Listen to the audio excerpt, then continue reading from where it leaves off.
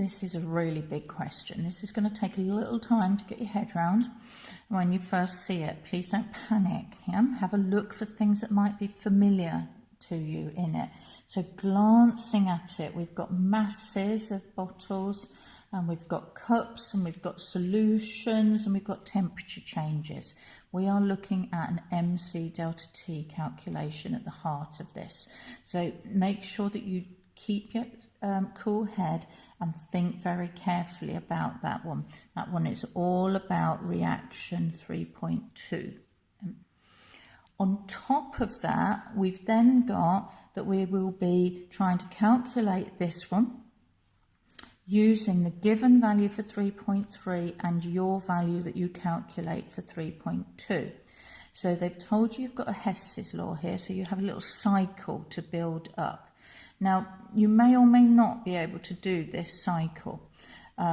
If you can't do the cycle, at least add or subtract some of the two values from each other. You never know. You might have done the right thing. If you leave it blank, you've definitely not done the right thing. But let's have a look at how to do it properly.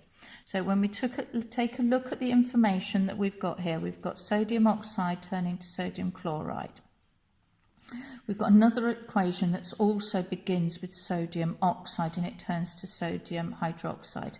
So here we've got one thing turning into two different things. This is the beginning of our triangle when we draw the triangle out. So let's just draw it down below, and let's write on it that that is 3.1 that's going on there. But we have a second equation, 3.2, that leads us to a different set of products, and that is, it leads us to 2NaOH over here when you add a little bit of water to it. Yeah? Now we have a third equation that links sodium hydroxide and sodium chloride, so that is the one that goes up there. So this one over here is 3.2 and this one over here is 3.3, but just notice we're going from two of those to two of those. This equation goes from 1 to 1, so you're going to have to do 2 times that equation when we get to it. So if we look at it as root 1 equals root 2, both roots start here, so root 1, let's call that 3.1 equals, and my other root is this one, so it equals 3.2 plus 2 times 3.3's answer. So that is my, oops Daisy, sorry, that's gone off the picture. So that is where I'm going to go with this calculation in the end. I know that value, that's the one I'm trying to find, and I'm going to get this one from my MC delta T over N calculation, which again has just slipped off there. Okay. So that's where I'm going to go through this. However, just remember, you can do this bit and get lots of marks for it without having to properly construct this bit. Yeah, but I've shown you how to do that bit now. So let's take a look at what we've got here. So if we are going to need, Q is MC delta T, we're going to need N is M over MR, and we need delta H is Q over N. So we need to find these three values to start with. So coming back to here, and I'll just zoom in a little bit on that one this time.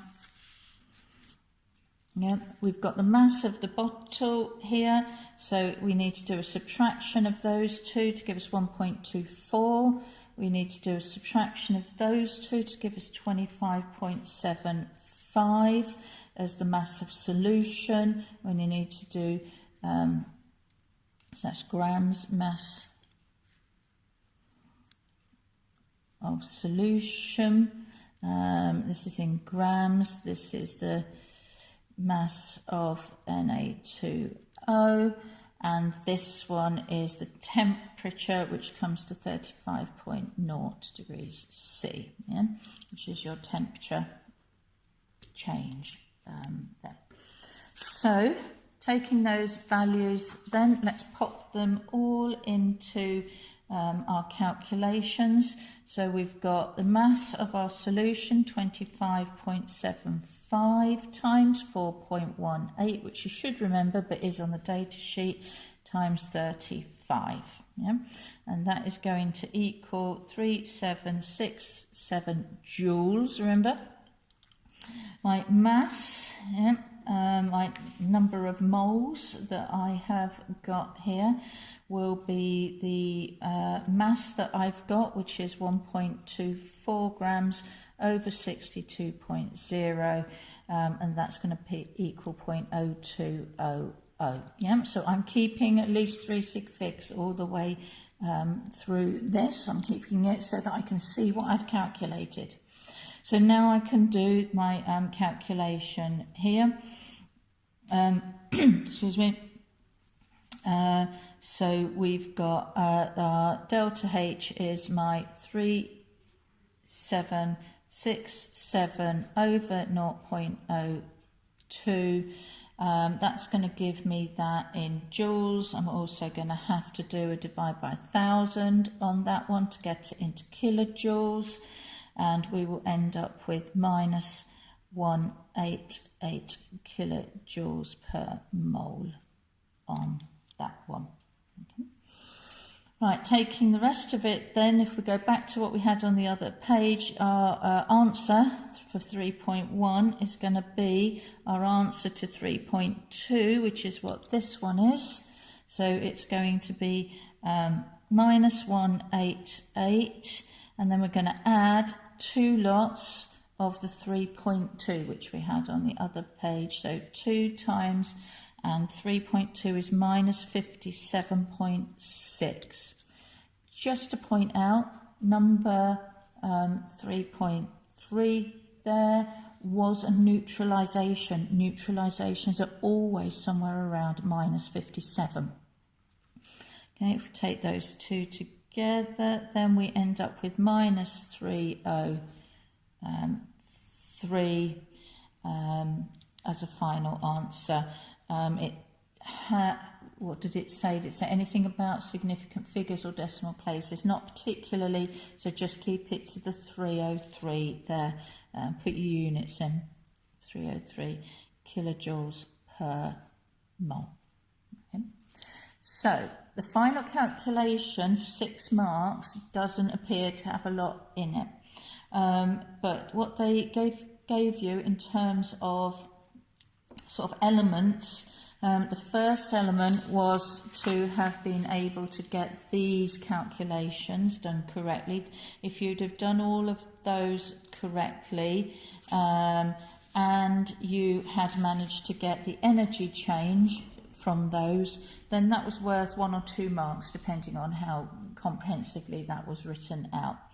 To get your 3 or 4, then you had to have either got yourself all the way to here or sort of got part way to here and part of this other bit done. But basically 3 or 4 marks got you to there, and doing this last bit got you to 5 or 6 marks. The last part then is about the uncertainties. So we've got the uncertainty in the temperatures at the bottom here. So what we are looking for is how many readings we did. We did 2 readings, and the uncertainty on each of them is 5 to get a 0.005 to get the temperature reading.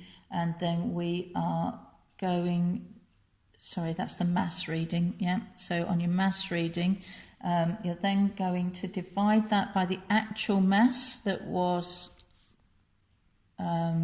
weighed, yeah, the change in the mass that was weighed there, and that comes out as 0.81. Then your temperature, so this one was for mass.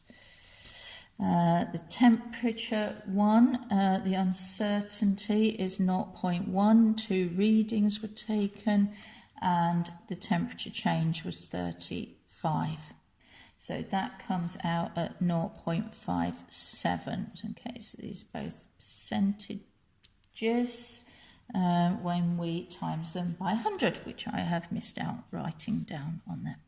Okay, so for each of those ones, you're doing the number of readings times the uncertainty over the value.